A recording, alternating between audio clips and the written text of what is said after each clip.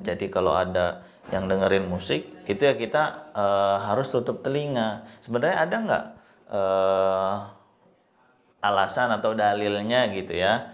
Jadi ada seorang tabi'in, Imam Nafi, yang mana murid dari sahabat Ibnu Umar itu pernah melihat atau pernah mendengar sahabat Ibnu Umar ini menutup telinga saat mendengar musik. Tapi riwayat ini menurut Imam Abu Daud sendiri dianggap sebagai hadis yang munkar. Hadis munkar itu hadis yang kualitasnya di bawah dhaif gitu, sangat lemah sekali.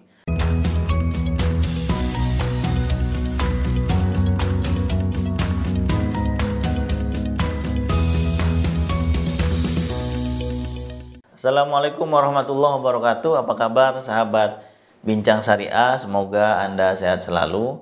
Beberapa hari belakangan kita lihat konten viral di media sosial, ada sekelompok santri yang sedang divaksin dan di tempat vaksin itu terdengar suara musik.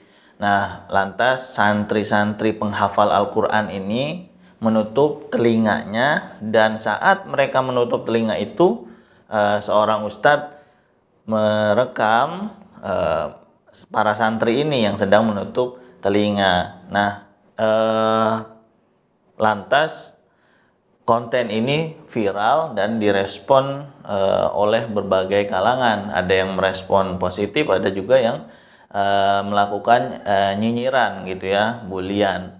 Dan bahkan yang lebih yang lebih miris lagi, mereka katanya bibit-bibit radikal gitu.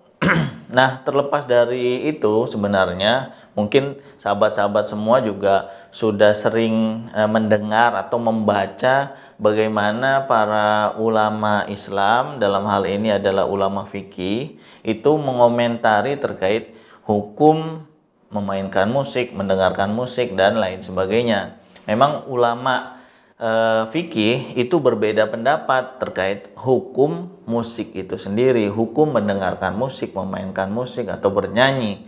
Nah, ada yang membolehkan, ada juga yang tidak membolehkan. Ulama-ulama yang membolehkan ini berpandangan bahwa selagi musik itu tidak berpengaruh buruk pada seseorang, pada seorang muslim, ya kita boleh mendengarkannya. Yang penting tidak sampai melalaikan waktu kita yang seharusnya kita beraktivitas, sholat gitu kan, beribadah dan beraktivitas sehari-hari, yaitu nggak masalah. Tapi ada juga ulama yang memang benar-benar mengharamkan gitu ya. Jadi kalau ada yang dengerin musik, itu ya kita harus tutup telinga. Sebenarnya ada nggak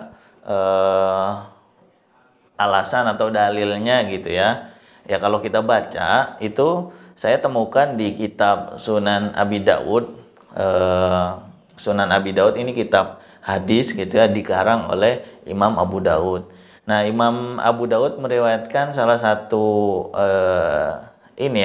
hadis gitu ya, atau dalam istilah ulama hadis itu sebutnya adalah athar, yaitu riwayat yang diceritakan oleh sahabat Nabi. Jadi ada seorang tabi'in, Imam Nafi, yang mana murid dari sahabat Ibnu Umar itu pernah melihat atau pernah mendengar sahabat Ibnu Umar ini menutup telinga saat mendengar musik gitu ya.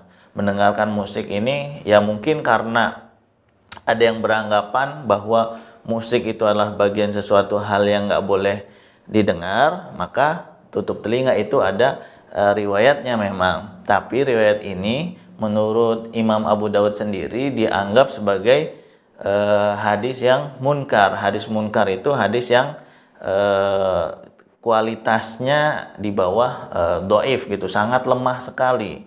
Dhaif itu artinya lemah.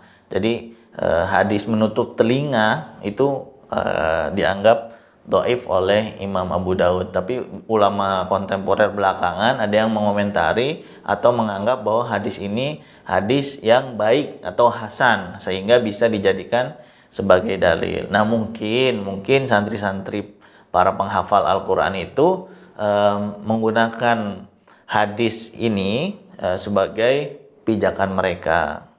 Nah, tapi terlepas dari itu ya, menurut saya kalau selagi misalnya dia hanya melakukan itu untuk dirinya sendiri, sah-sah saja hak mereka untuk melakukan seperti itu, begitu. Yang terpenting adalah tidak merasa bahwa inilah yang paling benar, sehingga orang-orang atau orang muslim yang menghalalkan musik itu dianggap sebagai orang yang maksiat, orang yang penuh dengan dosa, dan orang munafik, bahkan orang fasik gitu. Nah, yang tidak boleh adalah menjudge seperti itu.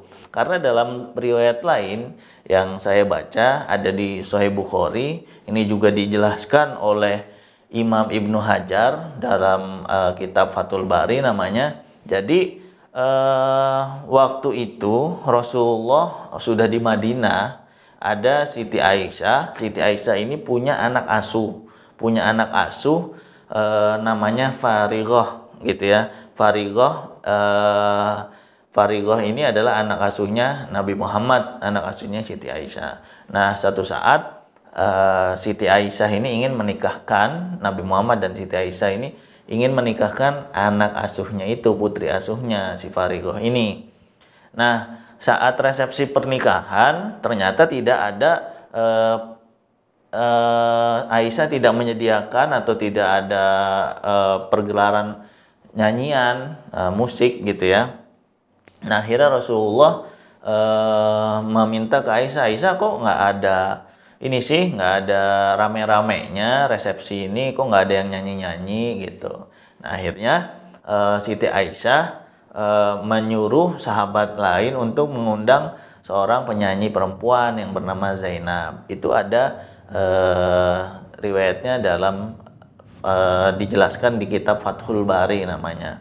Nah, karena apa? Karena tradisi orang Ansor itu ya memang seneng nyanyi-nyanyian begitu. Akhirnya diundanglah Zainab ini untuk menyanyi di acara resepsi pernikahan Farighah, putri asuh dari Nabi Muhammad dan Siti Aisyah. Nah, artinya memang Nabi Muhammad itu memfatwakan atau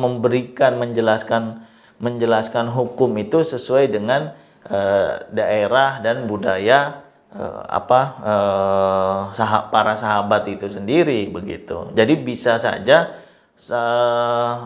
ada terjadi perbedaan pendapat. Ustadz, bagaimana dengan hadis nanti katanya di hari akan datang suatu masa di mana sekelompok muslim itu menghalalkan zina, menghalalkan musik-musik gitu. Nah, jadi justru makanya hadis ini juga ada di Sahih Bukhari.